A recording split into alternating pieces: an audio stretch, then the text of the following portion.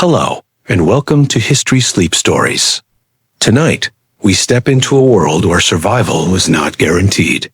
A world where the common people peasants faced daily struggles, not just with hunger and hard labor, but with plague, famine, and the heavy demands of their lords.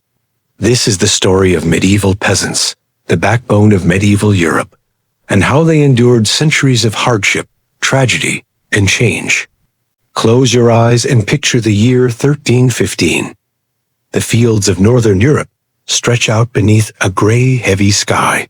The wheat that should have ripened by summer lies sodden and spoiled in the rain. Families wait anxiously for harvest, but the rains do not stop. The ground turns to mud, carts sink along the roads, and grain begins to rot before it can be cut. That year, Europe would enter one of its darkest periods, the Great Famine, a catastrophe that would show just how fragile life was for those at the very bottom of the social order. But to understand the peasants' struggles, we must first understand the world they lived in. Medieval society was built on a system called feudalism, a pyramid of power in which the king granted land to nobles, nobles granted land to knights, and knights, in turn, relied on peasants to farm the soil. The peasants often called serfs if they were bound to the land, made up as much as 85 to 90% of the population of medieval Europe. Their lives were governed by the rhythm of the seasons, the demands of their lords, and the constant shadow of misfortune. For the average peasant family in the 13th and 14th centuries, survival depended almost entirely on agriculture. Wheat, rye, barley, and oats formed the base of their diet.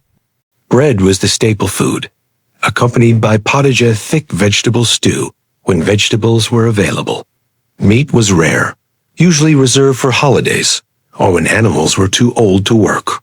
Most peasants could not afford to hunt game, since the forests were often claimed by the nobility, and poaching could lead to severe punishment. Dairy products like cheese and butter supplemented their meals, and ale, brewed from barley, was safer to drink than water, which was often contaminated. But even in good years, the diet of peasants barely provided enough calories to sustain the grueling labor of farming. Men, women, and children worked from sunrise to sunset, plowing, planting, and harvesting. A bad harvest could mean hunger. 2 bad harvests could mean death. And when disaster struck on a larger scale, the results were devastating. The Great Famine of 1315 to 1317 was one of these disasters. It began with relentless rains in the spring of 1315. Grain fields flooded, hay for animals spoiled, and without hay, livestock starved during the winter. Grain prices soared. In some regions, the cost of bread tripled. Chroniclers wrote of people eating cats, dogs, and even the bodies of the executed to survive. In France, England, and across the Low Countries, entire villages perished. It is estimated that between 10 and 25% of the population of Northern Europe died during these 3 years of hunger. For peasants, famine was more than an empty stomach. It was a collapse of the fragile balance of life. When families could not feed themselves, children were abandoned, crimes of desperation increased, and communities unraveled. The famine weakened entire generations, leaving them malnourished and vulnerable to disease. And disease, in the medieval world, was never far away. Epidemics were a constant companion to medieval peasants. Dysentery, smallpox, and measles claimed lives regularly, but the most infamous of all would arrive in the mid-14th century, the Black Death. In 1347, the plague swept into Europe from Asia, carried by fleas on black rats and by trade ships docking in Mediterranean ports. By the spring of 1348, it had spread into France and England. Villages fell silent as the disease cut through populations with terrifying speed. Swellings called buboes appeared in the groin or armpit, accompanied by fever, delirium, and death within days. For peasants who lived in cramped huts, often sharing space with animals, the plague was merciless. Chroniclers tell us of villages where entire families perished, their fields left untended, their cottages abandoned. In England, the plague killed between 30 and 50% of the population. Across Europe, as many as 25 million people died between 1347 and 1351. Imagine being a peasant child, watching your parents sicken and die, and realizing that there was no one left to plow the fields. The Black Death was not just a biological disaster. It was a social earthquake. And yet, peasants endured. In fact, in some regions, the aftermath of the plague brought unexpected opportunities. With so many dead, the demand for labor soared. Surviving peasants could demand higher wages, and some serfs negotiated for freedom from their lords in exchange for continued service. For a brief time, the terrible suffering of the plague shifted the balance of power in favor of the lower classes. But it would be wrong to imagine medieval peasants as only victims. They were resourceful, resilient, and deeply tied to the land and community. Life in a medieval village was structured and communal. Fields were farmed in strips, divided among families, and the whole village worked together under the watchful eye of the Lord's steward. Religious festivals marked the year. Christmas, Easter, and local saints' days provided not just spiritual comfort, but rare moments of rest, feasting, and celebration. Peasants also relied on folk remedies, charms, and the wisdom of elders to survive illnesses and injuries. Herbs like sage, garlic, and nettles were used in treatments. While medical knowledge was limited, and much of it tied to superstition and the teachings of Galen, peasants did what they could with what they had. They prayed to saints for protection against illness, built shrines, and carried relics. Religion was not only a comfort, but also a framework for understanding suffering. Famine, plague, and hardship were seen as trials sent by God, punishments for sin, or simply part of the divine order. At the same time, peasants faced the relentless burden of their lords. The feudal system demanded rents, taxes, and labor services. Peasant might spend several days a week working not on his own land, but on the lord's domain, plowing fields, repairing fences, or harvesting crops for the manor. On top of this came tithes to the church, usually 1/10 of their produce. The weight of these obligations meant that even in years of abundance, life was precarious. A poor harvest could mean falling into debt or worse, losing a little land that sustained the family. And yet, despite everything, the floods, the famines, the plague, and the demands of lords, peasants survived. They rebuilt after famine. They returned to the fields after plague. They endured the lash of history because they had no choice. And in their endurance, they kept alive the very foundation of medieval society. By the end of the 14th century, Europe was a changed world. The population was smaller, the land more open, and the rigid structures of feudalism began to crack under the weight of labor shortages and peasant resistance. The peasants' struggles were not over. New challenges, wars, taxes, and revolts awaited them. But their survival through centuries of disaster is a testament to human resilience in the face of overwhelming odds. As the story unfolds further, we will step deeper into the world of peasants, exploring not only how they survived plagues and famines, but how they resisted their lords, fought for rights, and left an enduring mark on history. The aftermath of the Black Death left Europe forever changed. Whole villages had been wiped from the map, fields lay fallow, and churches echoed with silence where congregations had once gathered. Yet for those who remained, survival brought new possibilities and new conflicts. Lords who had once demanded unquestioned service now faced a desperate shortage of labor. For peasants, this sudden scarcity shifted the balance of power, if only briefly. Across much of Europe, wages rose as lords competed for workers to till their fields. In some regions, peasants were able to negotiate freedoms that had seemed impossible just decades before. A serf who had once been bound to the land, forbidden from leaving without the lord's permission, could suddenly demand payment in coin, or move to a neighboring manor that offered better conditions. This mobility frightened the nobility. The old order was unraveling, and for the first time, peasants began to realize that they were not entirely powerless.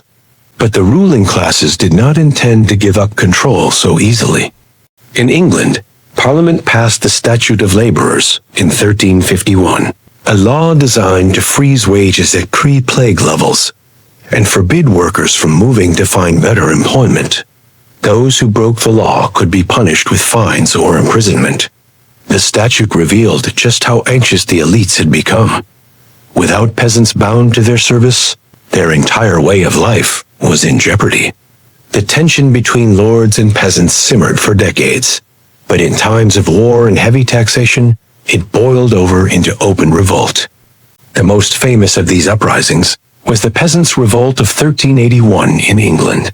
The seeds of this revolt were sown not only in the hardships of plague and famine, but also in the endless drain of war. For nearly a century, England and France had been locked in the 100 Years' War, a conflict that placed crushing demands on the common people. To fund the war, the English crown imposed repeated poll taxes, requiring every adult, rich or poor, to pay the same amount. For peasants already struggling, this was intolerable. In June of 1381, peasants from Kent and Essex rose up, marching on London under the leadership of figures like Wat Tyler and the radical priest John Ball. Ball preached that all men were created equal in the eyes of God, asking, when Adam delved and Eve span, who was then the gentleman? His words struck at the very heart of feudal inequality. As thousands of peasants poured into London, they demanded an end to serfdom, fair rents, and freedom from oppressive taxes. For a moment, it seemed as if history might turn. The rebels stormed the Tower of London, executed royal officials, and presented their demands directly to the young King Richard II. But the revolt ended in betrayal. At a meeting in Smithfield, Wat Tyler was struck down, and the king's promises of reform were quickly revoked. The leaders of the revolt were executed, and the rebellion was crushed. Yet the memory of 1381 lingered. The revolt had shown that peasants could organize, that they could shake the foundations of power. Even though their demands were not immediately met, the institution of serfdom slowly withered in England over the following century. By the 15th century, it had largely disappeared. In other parts of Europe, similar uprisings echoed this struggle. In France, peasants rose during the Jacquerie of 1358, furious at the devastation caused by the 100 Years' War and the heavy taxes imposed to pay for it. In the German-speaking lands, uprisings would continue well into the 16th century. Each time, peasants were brutally suppressed, but each revolt chipped away at the certainty of feudal order. Still, even in times of revolt, everyday life for the average peasant remained focused on survival. Fields had to be sown, animals tended, and harvests brought in. For all their hardship, peasants lived lives structured by routines, rituals, and a deep connection to the land. Their survival strategies were as much about community as they were about endurance. The village community was the heart of peasant life. Fields were divided into strips and farmed collectively under the open field system. Each family held several strips scattered across the village's land, ensuring that risks were shared. If one part of the field failed, another might succeed. This communal system helped peasants weather the uncertainties of weather and soil.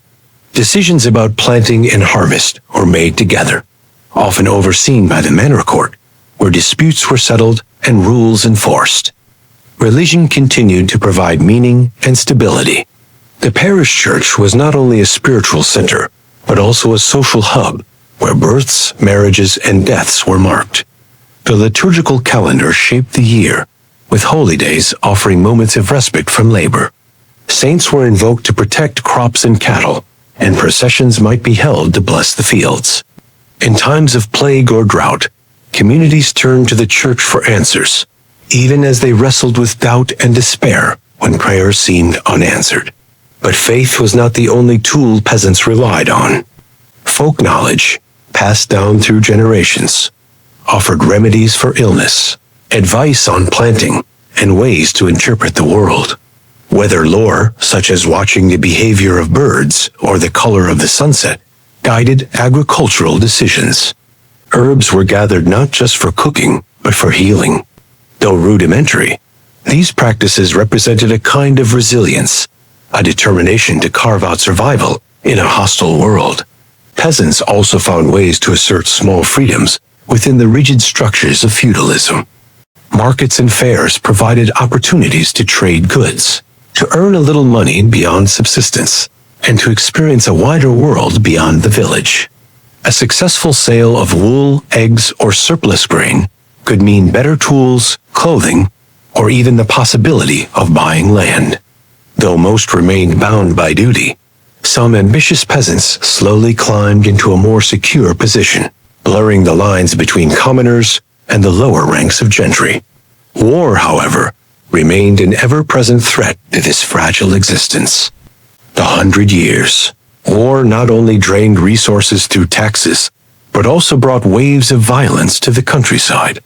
Armies lived off the land, plundering villages, burning fields, and leaving starvation in their wake. For peasants, war was not fought on distant battlefields. It marched straight into their homes.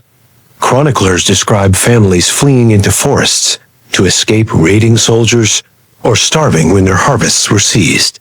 The very people who formed the backbone of medieval society bore the greatest burdens of conflict. And yet, through it all, peasants endured. They endured because they had to. Their survival was not passive but active. They adapted, resisted, and rebuilt in the face of disasters that would have broken lesser communities. By the late Middle Ages, as Europe slowly recovered from plague and war, the structures of society began to shift in ways that peasants had long desired. Lords found it harder to enforce old obligations, towns expanded, and trade flourished.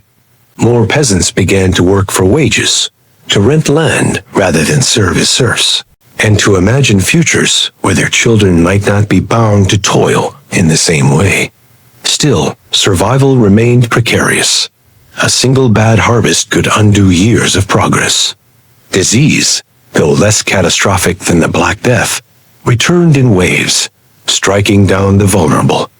And lords, though weakened, did not disappear. They continued to exert power, to demand taxes, and to enforce their authority through manorial courts. But the seeds of change had been planted. The revolts and negotiations for higher wages, the slow erosion of serfdom, all of these were signs that peasants were no longer silent sufferers. They had endured famine, plague, and oppression, but in doing so, they had also reshaped the world around them. As the 15th century dawned, Europe stood on the edge of transformation. The medieval world that had defined the lives of peasants for centuries was giving way to something new. Feudalism was weakening, towns were growing, and trade networks stretched wider than ever before. But for the peasants who still tilled the soil, who still carried the memory of famine and plague, survival was still the daily struggle. The story of how they endured did not end with revolt or reform. It continued in the rhythms of their lives, in the traditions they preserved, and in the resilience that allowed them to face each new challenge. And as we move further into their world, we will see not only how they survived, but how their endurance laid the foundations for the Europe to come. As the late Middle Ages unfolded, the great catastrophes of plague, famine, and war remained etched into the memory of Europe's peasantry. Yet, amid the suffering and the burden of lords, peasants found ways not only to survive, but to preserve a rhythm of life that gave them meaning and continuity. It is in the small details of daily existence, in the cottages they built, the families they raised, the feasts they celebrated, that we see how resilience was lived, day after day, generation after generation. A medieval peasant's home was simple, often a one-room structure built of wattle and daub with a thatched roof and an earthen floor. Smoke from the central hearth drifted upward and out through a hole in the roof or gaps in the walls, coating everything in soot. Families slept on straw mattresses, sometimes sharing space with chickens or goats to keep them warm through the bitter winters. Privacy was scarce, comfort rarer still, but home was a place of shelter against the storms of life outside. The peasant family was both a unit of labor and survival. Every member had a role.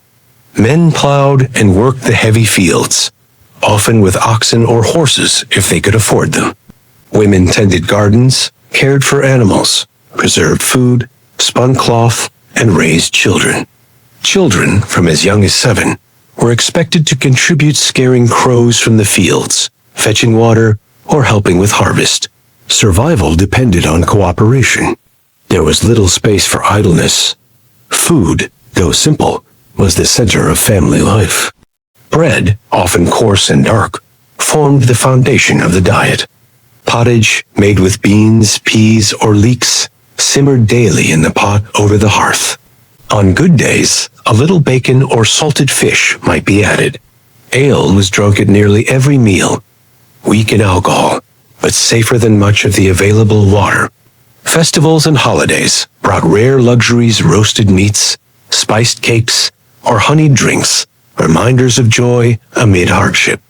Hunger, however, was never far away. Lean years meant watered-down pottage, fewer loaves, and desperate substitutions. In the Great Famine of 1315, people ground acorns into flour and boiled nettles as vegetables. Later generations, remembering these hardships, developed strategies to guard against hunger. Families stored dried beans, smoked meats, and salted fish where they could. Communal granaries or barns offered villages a collective reserve in times of need. Though fragile, these safety nets reflected a deep instinct for survival born of bitter experience. Beyond the household, the village itself provided the strongest defense against isolation and despair. Medieval peasants lived in tightly knit communities. Neighbors shared tools, animals, and labor during the demanding harvest season. When illness struck, others stepped in to tend fields or care for children.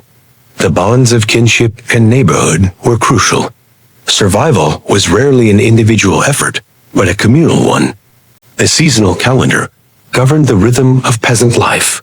Spring brought plowing and sowing, summer the anxious care of growing crops, autumn the vital harvest, and winter a season of scarcity, but also of festivity. Each task was tied to the land and the cycles of nature. Religious feasts punctuated these labors, offering not only rest, but joy. May Day, with its dancing and flowers, celebrated fertility and the renewal of life. Harvest festivals brought the community together to give thanks for survival through another year. These moments of celebration provided balance, a reminder that even amid hardship, life had sweetness. Religion was a thread woven into every part of survival. The church was ever present, in the ringing of church bells marking the hours, in the tithes peasants were required to give, and in the rituals that surrounded birth, marriage, and death. Faith offered explanations for the trials peasants endured. Plagues could be seen as divine punishment, famines as tests of faith, and Lord's oppression as part of the order God had willed. Yet religion also provided hope. Saints were invoked for protection over fields and flocks. Pilgrimages to holy shrines offered healing and spiritual renewal. Even the poorest peasants might carve a cross into their cottage door, or keep a simple charm blessed by a priest, tangible reminders of divine presence in a harsh world. But faith alone could not shield peasants from the burdens of their lords. Feudal obligations remained heavy, even as serfdom declined in some regions. Lords demanded rents, labor, and obedience. Manor courts enforced strict rules, punishing those who strayed from custom. The injustice was often stark. Peasants toiled to grow grain, while lords feasted in manor halls. Yet peasants resisted in subtle ways. They might withhold labor, feign illness, or slow their work. They told stories and jokes, mocking the greed of nobles. Such quiet resistance was as much a survival tactic as open revolt, a way to preserve dignity under oppression. Education was rare for peasants, but knowledge still flowed in their world. Oral traditions carried wisdom, songs taught history, and proverbs offered guidance. Folk tales warned against greed, praised cleverness, and comforted those who had little. In their stories, peasants passed down not only entertainment, but survival strategies, caution against strangers, respect for the land, and faith in endurance. Despite the hardships, the late Middle Ages gradually brought subtle improvements to peasant life. The catastrophic drop in population after the Black Death left more land available per person. Some peasants were able to lease or even purchase plots, gaining independence from lords. Others moved into growing towns, where they became craftsmen or wage laborers. Slowly, the rigid structures of feudalism cracked. By the 15th century, many peasants lived freer lives than their ancestors had known, though poverty and insecurity never fully disappeared. The resilience of peasants can also be seen in the way they adapted to new technologies and practices. The heavy plow, the horse collar, and three-field crop rotation increased productivity, making survival slightly more secure. Windmills and watermills introduced in greater numbers, ground grain more efficiently. Peasants may not have invented these tools, but they quickly wove them into their survival strategies. And yet, even as peasants endured and adapted, fear never fully lifted. The memory of famine haunted them. The return of plague in later outbreaks, from the 1360s to the 15th century, reminded them of vulnerability. War continued to rage across Europe, leaving villages burned and fields wasted. To live as a peasant was to live always with uncertainty, and yet always to fight for life anew. By the dawn of the Renaissance, the medieval peasantry had endured centuries of trials that might have broken lesser communities. Their survival was not merely physical, but cultural. They preserved traditions, passed down songs, guarded the fertility of the soil, and raised children who would carry their ways forward. In doing so, they created a continuity that bridged the medieval and modern worlds. Their endurance shaped Europe in unseen ways. Without peasants, lords could not have waged their wars, churches could not have thrived, and cities could not have grown. The survival of millions of anonymous farmers, laborers, and villagers sustained the entire structure of medieval civilization. Their quiet resilience, plowing after famine, rebuilding after plague, resisting after oppression, was the true backbone of history. When we look back on medieval Europe, it is easy to be captivated by castles, kings, and cathedrals. Yet beneath those stone walls and soaring spires lay the humble cottages of peasants, who survived plagues, famine, and the weight of their lords. Their lives were hard, but they were not hopeless.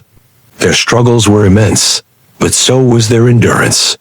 And in their survival, they carried humanity forward into the centuries to come. And so, as we leave behind the smoke-filled cottages, the muddy fields, and the tolling church bells of the medieval village, we remember that history was not only written by kings and nobles, but by the countless peasants who endured.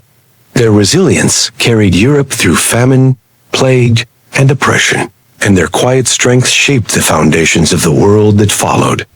Thank you for listening to History Sleep Stories. If you enjoyed this journey into the struggles and survival of medieval peasants, consider subscribing to hear more stories from the past tales of endurance, change, and the lives that shaped our history. Until next time, sleep well and dream of history.